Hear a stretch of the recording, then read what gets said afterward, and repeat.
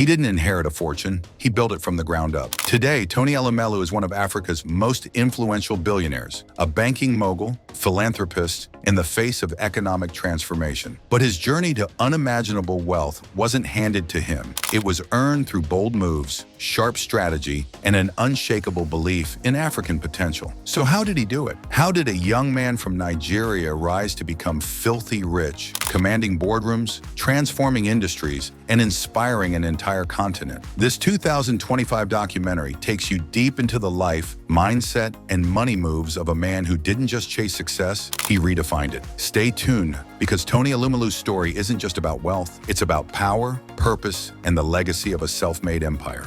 Let's talk about Nigerian billionaires, but not just any billionaire. We're talking about Tony Elumelu. This man isn't just rich, he's legendary. Known as the Nigerian cowboy of banking, Tony's story is so incredible that Harvard Business School had to make it a full-blown case study. And when Harvard puts your name in ink, you know it's serious. So, stick around, because what you're about to hear is the rise of a man who went from being a regular salesman to taking over a failing bank, reviving Nigeria's biggest hotel, and eventually building one of the largest business empires in all of Africa. Born on March 22, 1963, Tony Elumelu came up in the city of Jos, tucked in northern Nigeria, a region that also raised powerhouse names like Aliko Dangote and Rabiu Abdul-Samad. Tony grew up in a modest household with 4 siblings. His family wasn't wealthy, but they made just enough to ensure their kids had an education, and that made all the difference. He began school at St. Patrick's Primary School in Jos, a well-known school in the area, but for high school, Tony had to travel south to Federal Government College Warri in Delta State, his home state. That move would eventually set the stage for everything to come. And trust me, this is just the beginning. The way he turned one dying institution after another into a multi-billion-dollar empire, that part will blow your mind. Don't scroll away, his story gets even better. This next chapter in Tony Elumelu's story is where things start to shift and fast. Choosing to go to high school in southern Nigeria gave young Tony something invaluable: perspective. That move not only opened his eyes to a new way of life, it sparked a hunger for more, for knowledge, for growth. So after graduating, Tony set his sights on the Middle Belt, where he was accepted to study economics at Ambrose Alley University, back then known as Bendel State University, in Edo State. He didn't graduate top of his class, he earned a lower second-class degree. But Tony wasn't the type to let a grade define his future. He leveled up, went on to get his master's in economics from the University of Lagos, and kept his eyes on the bigger picture. Now here's where it gets real. Like every Nigerian grad, Tony joined the National Youth Service Corps, NYSC, and landed a spot at Union Bank, one of Nigeria's major commercial banks. This was his first real taste of the banking world, and he was hooked. The suits, the numbers, the rhythm of the finance world, it lit a fire in him. But just as quickly as it started,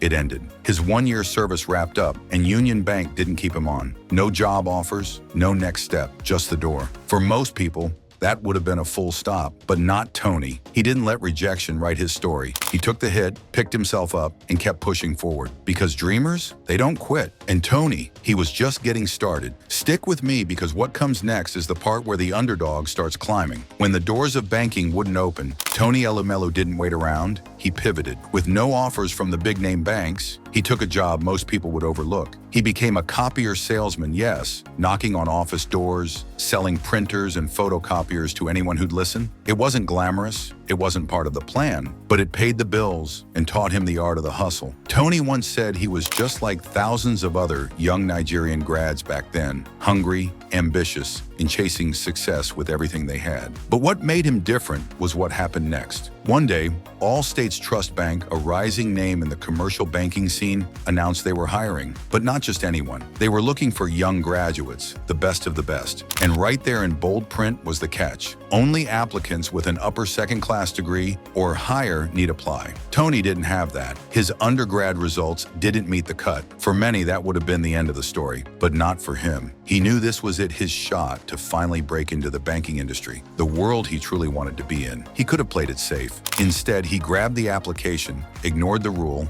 and applied anyway. He wasn't about to let one technicality stop him from chasing what he knew in his gut was meant for him. Because sometimes the rules weren't written for people who think outside the box. And Tony? He was never the type to follow a script. Stick with me because what happens next proves that bold moves create legends. But here's where Tony Elumelu's story takes a real turn. When he sat down to write that cover letter for Allstate's Trust Bank, he knew the odds were stacked against him. He didn't meet the academic requirement, they made that crystal clear. But instead of backing down, Tony leaned in. He owned it. Right there in his letter, he admitted he didn't meet the qualifications. Then he wrote the words that would change everything. Even though I don't meet the requirements, if you give me a chance, I'll prove myself. It was bold, unconventional, and exactly what made him stand out. He sent it in thinking, why not try? And against all expectations, the bank responded with an invitation. Tony was in the mix, competing with hundreds of other sharp, qualified graduates. But this time, he wasn't selling copiers. He was finally on the path he'd always dreamed of. And guess what? He didn't just land the job, he made history. That role at Allstate's Trust Bank became the launchpad for everything. Tony understood what he had, a once-in-a-lifetime shot, and he wasn't going to waste a second of it. Every day he hustled like he had something to prove, because he did. And the chairman of the bank, the same man who had read that honest, gutsy cover letter, Tony was determined to make him proud, and he did fast. In just 12 months, Tony rocketed from data analyst to branch manager, a leap unheard of in Nigerian banking at the time. He was only 27 years old. That kind of career jump, it wasn't luck. It was grit, strategy,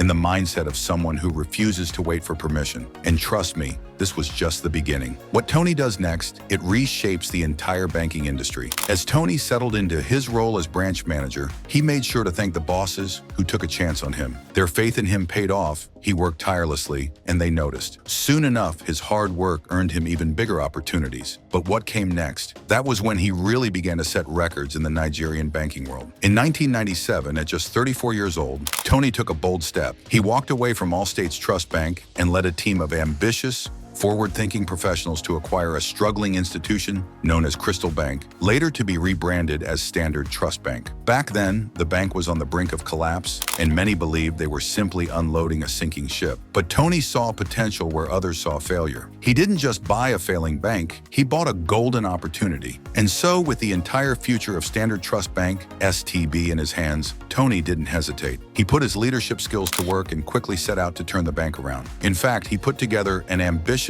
three-tiered strategy to reshape STB, revitalize the struggling bank, and restore profitability. Elevate STB into one of Nigeria's top 10 financial institutions within 7 years. Push STB to become one of Nigeria's top 3 banks by the 10th year. It was an aggressive plan, and on the surface it seemed almost impossible. But Tony, with his vision and determination, wasn't going to settle for anything less than success. And boy, did he deliver. Within just 7 months, Tony and his team pulled off the unimaginable. They skyrocketed the bank's revenue from a mere 6.49 million naira to a staggering 473 million naira. This wasn't luck. This was the result of Tony's unparalleled leadership, his team's relentless drive, and their deep understanding of what it takes to make something not just survive, but thrive. The banking world took notice. At the time, Nigeria had over 120 commercial banks, and the industry was booming thanks to deregulation. But it was Tony and his team at STB who made the boldest move, and they weren't just surviving, they were dominating. This is just the beginning of Tony's journey to build one of Africa's largest business empires. So you're probably wondering what happened to Standard Trust Bank? Where is it now? Well, here's where things get even more epic. After Tony Elumelu took over STB in 1997, it didn't just recover, it skyrocketed. By the year 2000, the bank was not only stable, but thriving. Fast forward to 2004, and STB had already cracked the top 10 banks in Nigeria, smashing its second major goal well ahead of schedule. But Tony wasn't done yet.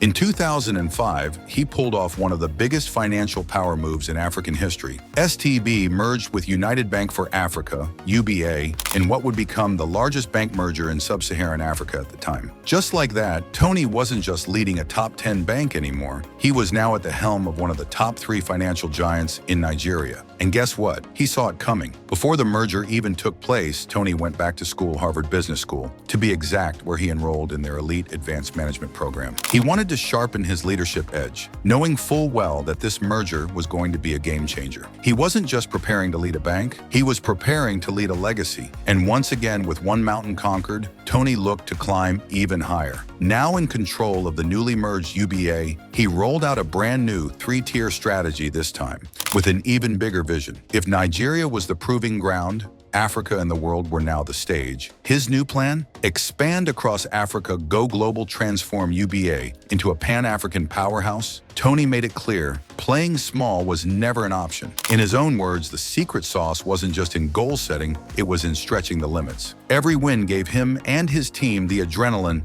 to chase the next, and each milestone lit the fire for the one after. Before they knew it, all three phases would be knocked out and usually way ahead of schedule. That's the Tony Elumelu way. Big vision, bold execution, and no finish line in sight. And trust me, the best part of this story, still to come. Stick around, you won't believe how far he takes it next. Let me paint you a picture of just how far Tony Elumelu's ambition has reached. Today, United Bank for Africa, UBA, is no longer just a Nigerian success story, it's a full-blown Pan-African and global banking force. With branches in over 20 African countries and international offices in London, Paris, and New York, UBA holds a unique title, the only African bank operating in the United States. That's not just growth, it's dominance. But in 2010, something major happened. A new regulation from Nigeria's central bank capped bank CEO terms at 10 years. And Tony, who had already been leading UBA to new heights, was required to step down from his executive role. Some might have seen that as a setback. Tony, he saw it as an open door. Rather than dwell on what he couldn't control, he pivoted. He said that change pushed him to dream even bigger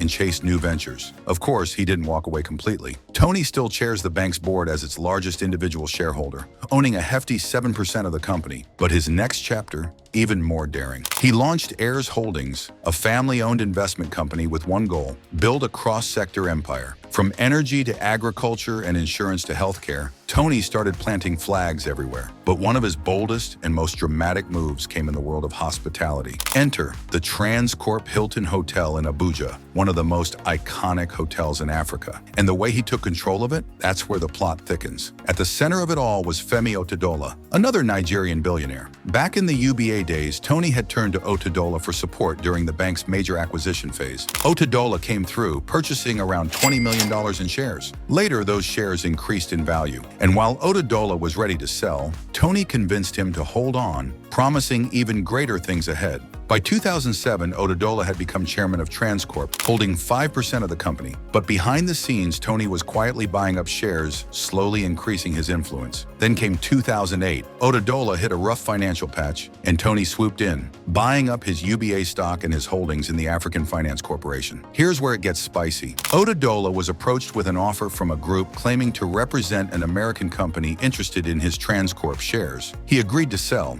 but after the dust settled, he discovered something shocking. The American firm wasn't American at all. It was Tony Elumelu. Now that's a power move. That jaw-dropping revelation, it led to Femi Otedola stepping down as chairman of the Transcorp Hilton. And just like that, Tony Elumelu made his full takeover official. Today, he sits at the helm of the Transcorp Group, steering one of Nigeria's most iconic brands into the future. But Tony's story doesn't stop at boardrooms and billion-dollar takeovers. In 2010, he shifted gears from profit to purpose and launched the Tony Elumelu Foundation. The mission? Empower Africa's next generation of entrepreneurs with funding, mentorship, and the kind of support he never had when he was just starting out. His philanthropic approach is rooted in what he calls Afri-capitalism, a bold belief that Africa's private sector holds the keys to long-term prosperity. Not aid, not handouts, but opportunity, innovation, and business ownership driven by Africans for Africans. And so far, he's putting his money where his mouth is. Over 20,000 young entrepreneurs across the continent have received support. A whopping $100 million in funding has been dispersed, and more than 1.5 million Africans have connected with the foundation through its digital platform. But Tony's not just a boardroom genius, he's also living the life that reflects his success. At 61, he's built a net worth of over $700 million. His garage, packed with luxury cars, his Lagos mansion in Ikoyi, straight out of an architectural dream, his private jet, a Dassault Falcon 7X, worth nearly $60 million, one of the most elite in Nigeria. And while most of us stream Afro beats on Spotify or shell out for concert tickets, Tony, he just hires the artist to come perform live at his house. Word is he loves music and parties so much that Spotify even made him his own custom playlist. Still, with all the wealth, influence, and power, there's one thing Tony Elumelu says he cherishes more than all of it: his family. Tony Elumelu isn't just a business icon, he's also a proud father of 5, including a set of triplet daughters, all with his wife and longtime partner, Vivian Owl, whom he married back in 1993. Behind the scenes of boardrooms and billion-dollar deals, Tony is building something far bigger than just a business empire. He's laying the foundation for a lasting family legacy. Now, when people ask him how he managed to rise so fast, achieve so much, and build an empire from scratch, he keeps it real. Tony credits it all to 2 things: hard work and luck. Yeah, luck. In his words, he's lived the kind of life that proves even the hardest hustle sometimes just needs that one open door. Or in his case, one decision from a CEO who chose to look past his resume and give him a shot. If that bank chairman hadn't noticed his cover letter, if he hadn't taken that chance, things could have gone very differently. And that's the power of showing up ready, even when the odds aren't in your favor. Tony Elumelu is living proof that luck favors the prepared, and when preparation meets opportunity, legacy is born.